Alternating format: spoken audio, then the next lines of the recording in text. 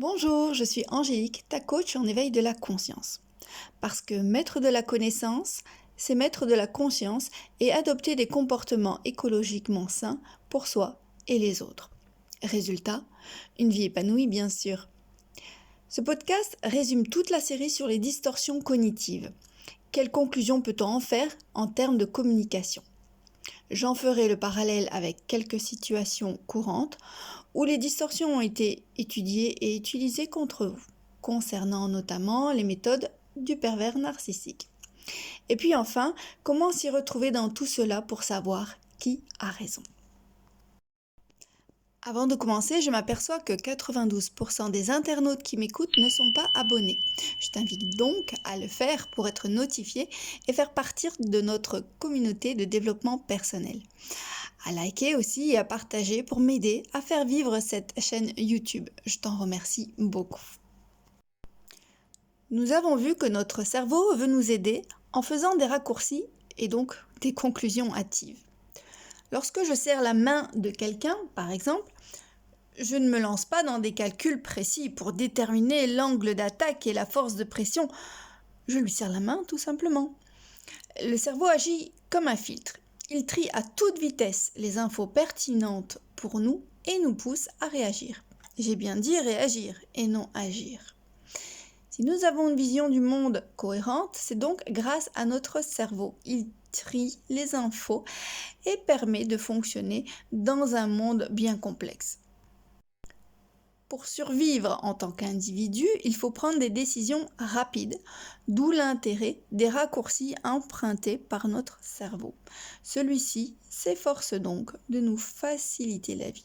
Attention petit bémol, il peut se tromper et bugger et ainsi nous jouer des tours. Notre cerveau n'applique pas seulement ces raccourcis à nos comportements quotidiens, à notre pratique sportive ou nos préparations culinaires, mais aussi à nos raisonnements.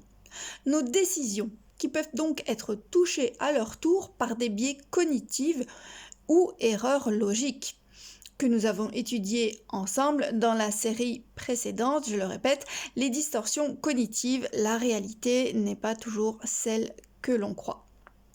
Notre cerveau est donc facile à tromper et notre irrationalité est malheureusement prévisible. Elle peut être utilisée pour nous manipuler.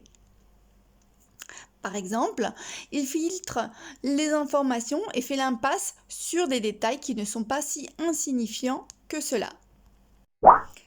Les commerciaux utilisent des pratiques pour nous pousser à acheter, en annonçant un prix élevé pour un gros article, mais vous offrent le plus petit avec un prix tout aussi exagéré, mais qui vous semblera pour le coup plus raisonnable que le gros modèle.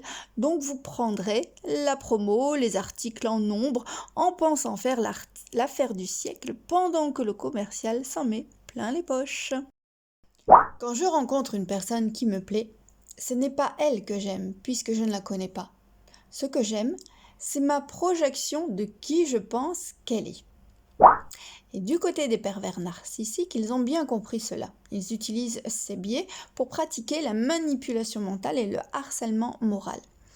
Le PN, qui vous aura étudié de très près, singera le comportement que vous attendez de lui pour attirer sa victime. C'est la première phase. Elle est utilisée durant la période du love bombing.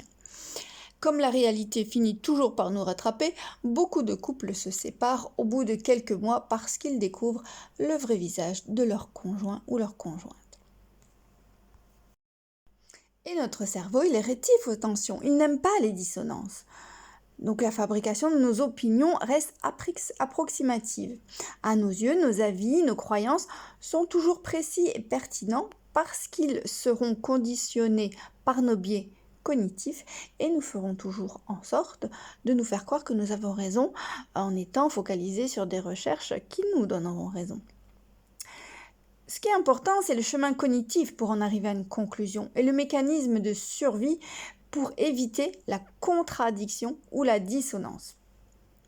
Et c'est ainsi que s'ensuit des batailles pour savoir qui a raison. Les débats ne devraient jamais devenir des guerres d'opinion ni prétexte à se disputer. Quelqu'un de mature accepte l'opinion de l'autre sans se sentir attaqué. Accepte le non de celui qui ne veut pas suivre un avis, même après l'avoir demandé. Si vous voyez un 6 et l'autre un 9, c'est tout simplement que vous voyez de votre propre point de vue, de là où vous vous trouvez.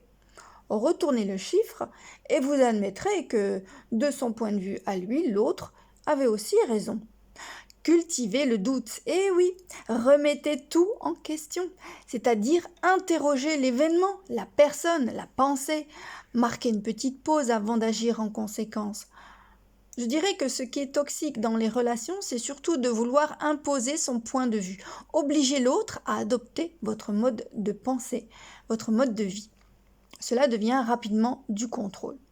Et si en plus, culpabiliser l'autre, qui au fond reste lui-même, le juger, le condamner, le critiquer, on tombe dans le harcèlement et la non-acceptation. Parfois même dans du commérage, s'il n'y a pas assez de confiance en soi pour en discuter directement avec l'autre. Alors pour conclure, nous avons tous raison de notre point de vue. L'erreur serait de manipuler l'autre pour qu'il adopte notre propre point de vue sans respecter ses opinions. Essayer de se mettre dans l'angle du point de vue de l'autre et signifier que l'on a un autre avis tout en respectant le sien et en se respectant bien entendu. Ça, c'est le travail de la communication saine. Être à l'écoute, échanger nos points de vue, être à notre propre écoute aussi et surtout sans jugement. Bien des malentendus pourraient être évités si on se mettait à s'écouter, à se parler, à communiquer de manière bienveillante. Pour être tenu au courant dès qu'un outil de développement personnel est mis à ta disposition, abonne-toi bien sûr. Pour soutenir ma chaîne et faire grimper les algorithmes, pense à liker. Tous ces outils, ces sources d'informations, fais-en profiter le plus grand nombre en partageant. Je te remercie de contribuer à cette chaîne qui a pour but d'embellir la vie, de devenir une personne plus consciente et épanouie.